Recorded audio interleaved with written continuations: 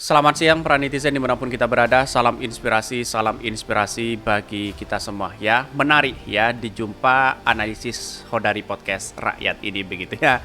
Ada berita yang mengatakan bahwa setelah lengser nasib Jokowi akan seperti Donald Trump dan Najib Razak. Benarkah seperti itu begitu kan? Mengapa kalau kita bandingkan demokrasi di Indonesia dengan yang di Amerika begitu ya, itu jauh begitu kan. Mengapa Donald Trump itu bisa ya diadili, bisa masuk penjara begitu kan, karena masih dalam tahap persidangan ya, dengan kesalahan-kesalahan dan kebijakan-kebijakan yang kemudian tidak pro rakyat begitu kan. Karena di Amerika itu ya yang namanya keadilan sosial bagi seluruh rakyat Indonesia itu semuanya rata begitu ya. Walaupun tidak begitu yang menentang dari pihak Donald Trump dan sebagainya begitu kan, tetapi perlu diingat ketika dibandingkan dengan Indonesia begitu. Bahkan demokrasi yang di Amerika itu sangat luar biasa, masyarakatnya kompak di situ. Berbeda dengan Indonesia begitu kan. Kalau Jokowi dikait-kaitkan sama dengan Trump, saya rasa persoalan-persoalan di bangsa kita itu adalah satu, dibaratkan kalau pemilu itu ya tetangga kita dukung PDIP, tetangga kita yang sebelahnya dukung Nasdem, tetangga yang sebelahnya dukung Golkar, tetangga yang sebelahnya beragam begitu kan. Inilah yang kemudian kenapa bangsa kita, kalau kita samakan dengan itu bisa saja itu terjadi, tapi perlu diingat, namanya demokrasi itu lihat kekuatannya. Karena bangsa kita itu ya setelah lengser tidak mungkin Pak Jokowi itu lalu kemudian ya nasibnya sama dengan Trump. Tetapi bisa saja itu terjadi ketika ada yang menggema hari ini people power begitu ya. Tapi saya rasa persoalan-persoalan inilah yang kemudian mengapa bangsa kita itu tidak kompak ya. Karena di satu sisi punya kepentingan besar begitu ya. Warganya punya kepentingan besar, dukung si A punya kepentingan besar, dukung si B punya kepentingan besar. Akibatnya ya tidak kompak di situ masyarakatnya. Maka kalau di Amerika itu ya ekonominya jalan, demokrasinya juga jalan di satu sisi. Bangsa kita begitu kan, demokrasinya sudah seperti ini, ekonominya juga seperti ini. Akibatnya orang berspekulasi, wah atas kepemimpinan Pak Jokowi kok seperti ini, kan begitu logikanya begitu kan.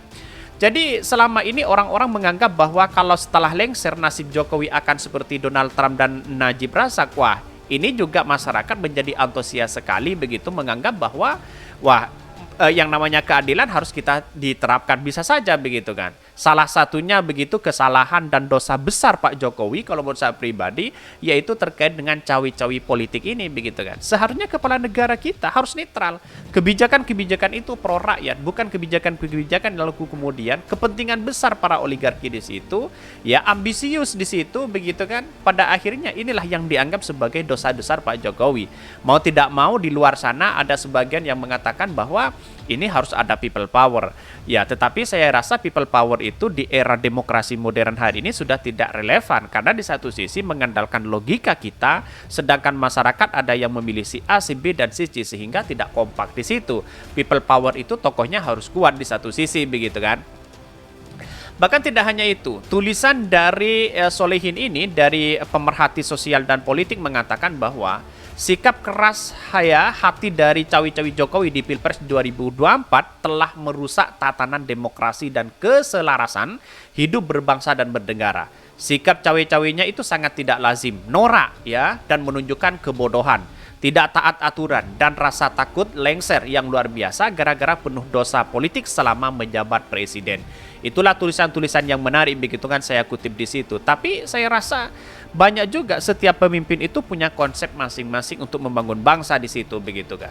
Mulai dari Soeharto begitu kan ya, mulai dari Ibu Megawati, Pak SBY, dari Gus Dur dan sebagainya begitu kan. Itu punya prinsip masing-masing atas kepemimpinan itu. Ada yang gagal dan ada yang tidak begitu kan.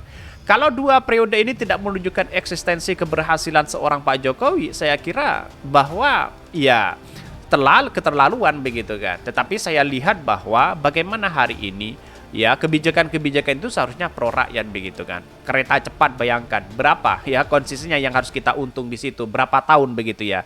Terus IKN yang kemudian saya menaksirkan bahwa IKN ini tidak produktif begitu ya. Karena di satu sisi ya ibu kota DKI Jakarta itu menjadi pusat ya barter, menjadi pusat ekonomi yang luar biasa dibandingkan dengan IKN. IKN itu membutuhkan 20 tahun ya 25 tahun baru kemajuan ekonomi di situ begitu, sama dengan yang ada di Jakarta.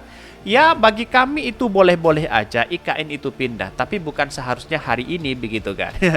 Tetapi walaupun muncul spekulasi ya, apakah ini pertanyaan yang luar biasa dan netizen mengatakan apakah ini kebutuhan atau keinginan begitu kan? Atau jangan-jangan kepentingan oligarki? Itu yang menjadi pertanyaan penting di situ begitu. Tetapi realitas dan perkembangan bangsa kita secara demokrasi sudah agak membaik. Tapi perlu diingat ya, kebaikan itu mungkin di satu sisi kalau masyarakatnya itu adalah kompak di situ. Kalau tidak kompak sama saja di situ begitu ya. Bahkan tidak hanya itu, Jokowi telah menyalahgunakan kekuasaan dan wewenang untuk memperkaya ya orang lain dan diri sendiri, katanya begitu. Tapi saya lihat dari sebuah ini begitu, narasi-narasi ini, saya kira ada sesuatu yang kemudian kenapa di justice bahwa Pak Jokowi dianggap seperti itu. Kalau masalah kebijakan iya, tetapi kalau soal memperkaya diri saya kira tidak begitu kan. Karena setiap apapun itu harus diawasi oleh pemerintah kita, oleh BPK dan sebagainya begitu kan, atau PPATK dan sebagainya. Bahkan ya di akhir masa pemerintahan rupanya belum juga sadar akan segala kejahatan, malah ingin menambah dosa-dosa dan kejahatannya dengan membangun dinasti politik keluarga, mengarbitkan putra-putra dan menuntutnya yang tidak punya kualitas dan kompetensi pemimpin rakyat, tapi dengan cara KKN. Ya. Bahkan ya putranya yang katanya punya visi pun ya dia nggak tahu atau apa, atau dimajukan jadi wali kota Depok atau ya menjadi gubernur DKI Jakarta. Inilah anggapan bahwa dinasti politik itu ya menurut para pengamat di situ ya itu sangat tidak cocok kepada era hari ini begitu kan. Bisa saja putra Pak Jokowi dipersiapkan untuk menjadi penerus Pak Jokowi. Bisa saja seperti itu begitu. Kalau masyarakat lengah dengan kepentingan pribadi, bisa saja anak-anak Pak Jokowi menjadi presiden seperti Pak Jokowi begitu kan. Dengan atas prinsip inilah yang kemudian ya banyak orang-orang yang punya kepentingan besar terhadap bangsa kita.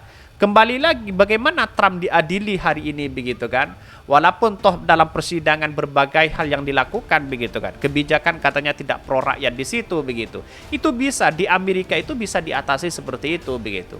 Tetapi di Indonesia tidak bisa. Karena apa? Karena di satu sisi masyarakatnya tidak kompak di situ begitu kan.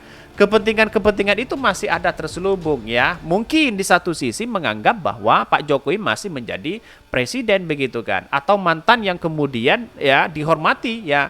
Tetapi kalau sudah ini bersama masyarakat itu bersama-sama ketika Pak Jokowi menjadi rakyat biasa, bisa saja hal itu terjadi begitu ya.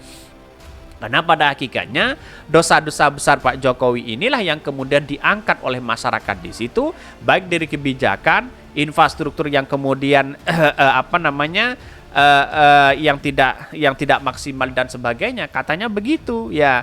Kalau kita lihat ini realitasnya bahwa Pak Jokowi hari ini sudah dikatakan sebagai satu infrastruktur dalam jangka panjang. Saya kira oke-oke aja ya, anak-anak kita, cucu kita yang menikmati itu. Tapi di satu sisi melihat bahwa ya di era hari ini sebenarnya ada yang kemudian ya ngebet sekali atau ambisius sekali proyek-proyek Pak Jokowi begitu kan. Saya kira inilah yang menjadi PR bersama begitu, yang namanya kesejahteraan masyarakat, bagaimana mengayomi rakyat miskin dan sebagainya. Terus kebutuhan yang sudah ada hari ini begitu, bagaimana dengan rakyat dan sebagainya begitu kan. Ya, biji nikel saja diangkut ke colongan sampai 5 ton ya, 5 juta ton begitu di situ begitu kan ya. Tapi pemerintah tidak punya reaksi apa-apa. Lantas bagaimana dengan ditambah lagi dengan bobroknya yang kemudian institusi-institusi yang lain yang kemudian mandul di situ ya. KPK sudah tidak bisa bergerak lagi. Seolah-olah Pak Jokowi santai-santai aja di situ. Ini sangat disayangkan hal-hal seperti ini begitu. Menurut saya pribadi seperti itu begitu kan. Saya menganalisis bahwa ketika orang-orang ya masyarakat atau pengamat politik mengatakan perbandingan Donald Trump dengan Pak Jokowi bisa saja itu terjadi karena prinsipnya ya demokrasi di Amerika itu kan sangat kental sekali begitu kan, bersatu rakyatnya. Beda dengan Indonesia yang kemudian sudah punya kepentingan diri pribadi, sehingga untuk mengumpul, untuk menjadi kekuatan ya, menjadi satu kekuatan itu saja sulit luar biasa begitu. Itu pun masih ada uang yang kemudian harus diberikan begitu ya. Sangat disayangkan hal-hal seperti ini begitu kan. Kenapa hukum kita itu adalah tajam ke bawah, tumpul ke atas. Inilah perilaku yang kemudian punya kepentingan besar di situ begitu ya. Mungkin itu yang kami sampaikan. Tonton terus channel Hodari Podcast Rakyat ini karena ada berita-berita menarik dan viral setiap harinya. Salam para netizen, salam inspirasi bagi kita semua. Jangan lupa di subscribe channel YouTube Hodari Podcast Rakyat ini.